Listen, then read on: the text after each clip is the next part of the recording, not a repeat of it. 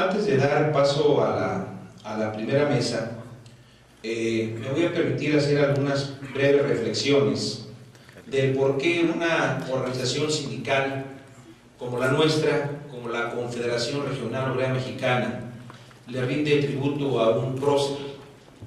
Es una obligación de todos los sindicalistas recordar a quienes al inicio del siglo XX ofrendaron su vida, regaron con su sangre nuestro suelo patrio para alcanzar instituciones en mejores condiciones de bienestar.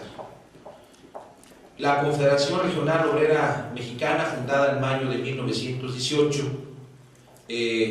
fue heredera en parte de esos movimientos sociales, de esos movimientos de obreros que fecundaron en el movimiento armado, de la lucha armada de 1910. No se podría concebir un México actual sin el pensamiento de Ricardo Flores Magón, que como fundador del Partido Liberal Mexicano inspiró en una parte también a nuestro general Emiliano Zapata Salazar. La expresión de tierra y libertad, acuñada por Ricardo Flores Magón y el grupo de liberales que fundaron el Partido Liberal, precisamente Antonio y Villarreal, Manuel Salazar, Juan Salazar, de alguna manera Enrique Flores Magón, de alguna manera ellos fueron también parte de la inspiración para que el general pues pudiera lanzar un proyecto político y social, de gran contenido, el plan de Ayala, porque ese plan no solamente era un plan político, sino era un plan social. En ese se contenía el pensamiento del general Emiliano Zapata. De alguna manera él quería que la tierra fuera de quien la trabajara, de que lo que se tenía que explotar era la tierra y no explotar a los hombres. Era parte del pensamiento del general Emiliano Zapata. A muchos años después de su desaparición física, sus ideales no han desaparecido, porque todavía encontramos, como decía don Gustavo, un campo destruido, un campo sin resultados, un campo con miseria, un campo que ha abrazado una serie de políticas públicas que han sido erráticas, que no han sido políticas públicas efectivas y que de alguna manera han dado un gran fracaso al campo, y por eso nuestra grave condición actual en el campo, porque no tenemos ni soberanía alimentaria ni autonomía alimentaria. Son grados que deben de tener algunos países para ser altamente productores y producir lo que necesitan los pobladores de ese país. Políticas erráticas como las neoliberales, pudiéramos decir que desde hace 30 años, políticas que no han mejorado las condiciones ni de la clase campesina ni de la clase trabajadora. Venimos en un tobogán de bajada, donde los salarios cada día son más bajos, donde se ha perdido, según datos del INEGI, el 78% en 30 años del poder de compra de los salarios. Es decir, que lo que comprábamos hace 30 años, ahora solo podemos comprar un 25 o un 22% de esa capacidad. Asimismo, los campesinos no han tenido la oportunidad de producir el campo, como fue la aspiración de nuestro general. ¿Y por qué razón? Ya que con la política neoliberal, de alguna forma, en la lucha para construir la primera constitución social del mundo en 1917, gran parte del pensamiento zapatista y de la lucha villista se plasmó en el artículo 27 de la Constitución para darle una protección al ejido. Y se crearon 4 disposiciones muy importantes para que el ejido estuviera siempre en manos de los campesinos, que fuera inembargable, inalienable, intransferible y de alguna forma imprescriptible, y de alguna forma el campesino siempre tendría su parcela o su pedazo de tierra.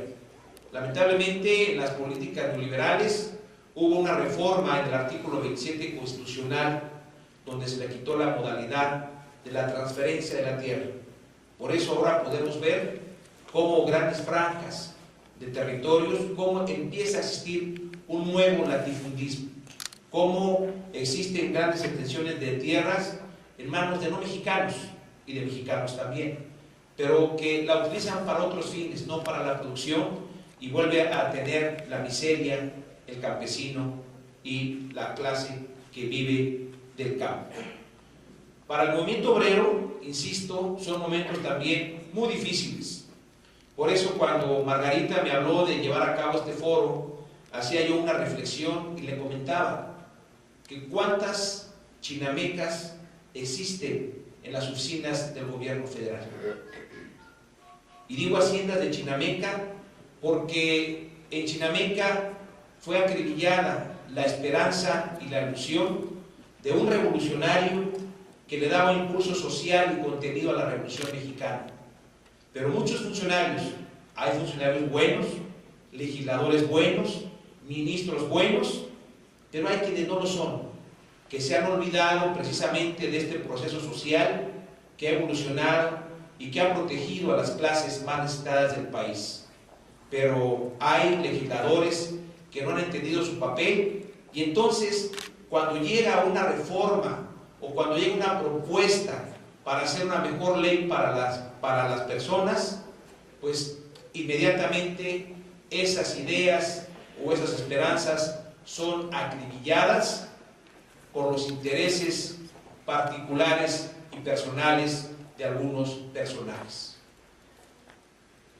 En esta reflexión de qué es lo que se va a hacer con el zapatismo ante los retos del futuro, tenemos una reforma que también se hizo a la Ley Federal del Trabajo, que no da estabilidad en el empleo, que no genera certeza para los trabajadores. Y aquí las juventudes presentes son las que tienen que apoyar más la defensa de esta reforma, que no fue una reforma laboral, sino fue una reforma a la Ley Federal del Trabajo. Porque en una reforma laboral se tienen que hacer los mecanismos y las políticas públicas para hacer empleos con salarios dignos y suficientes. Si existe un reconocimiento de que de cada 10 trabajadores, 6 están en la informalidad, es porque los salarios no son suficientes. Los salarios no son los que dicta la propia Carta Magna, que deben ser suficientes para satisfacer las necesidades mínimas de un jefe de familia en el orden social, cultural y del esparcimiento. Entonces, lo que ocurre es que todos tenemos que luchar, todos y todas tenemos que luchar de una forma organizada, orquestada, haciendo una revolución de conciencia, haciendo una revolución de solidaridad, de principios, por rescatar la esencia de la revolución. Eso es lo que le puede ser el mejor homenaje para que nos ofrendaron su vida en 1910. Y para concluir, cuando decimos esto de los retos del zapatismo ante el futuro, llega a mi memoria, antes de que fuera elegido Acapulelque de Nenecuilco, Emiliano Zapata, siendo casi un niño. Un día entró a su vivienda y encontró a don Gabriel Zapata llorando de impotencia, llorando de tristeza. Y él, siendo un niño, le preguntaba a Emiliano Zapata a don Gabriel del por qué lloraba. Y le expresaba a don Gabriel que de nueva cuenta los latifundistas y los terratenientes de Morelos habían quitado las tierras a la comunidad donde estaban ellos, a Nenecuilco. Es decir, que en la época porfirista, y aún no en la época porfirista, en la época maderista y huertista, todavía se despojaban a los núcleos campesinos de sus tierras. Y entonces Emiliano Zapata le dijo a su padre, pues tómenlas. Dice, no, Emiliano, los terratenientes, los amos, son más fuertes que nosotros porque el gobierno los protege. Entonces Emiliano Zapata volvió a ver a su padre y le dijo, pues júntense todos y tómenlas. Cuando yo sea grande, les devolveré esas tierras. Y Emiliano Zapata fue nombrado posteriormente Calpulerque, y en la herencia ancestral le otorgaron los títulos de las tierras que eran originariamente de los indígenas, de los naturales de este país, los códices de propiedad, y luchó por eso.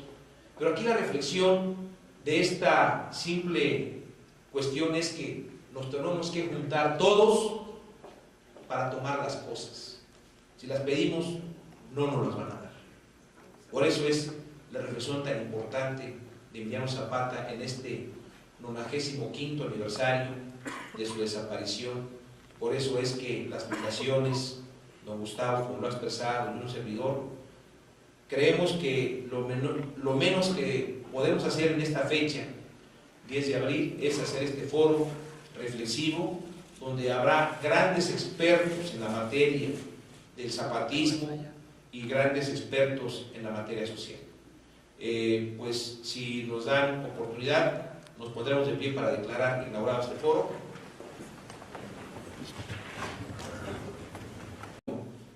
Y Villarreal, Manuel Salazar, Juan Salazar, de alguna manera Enrique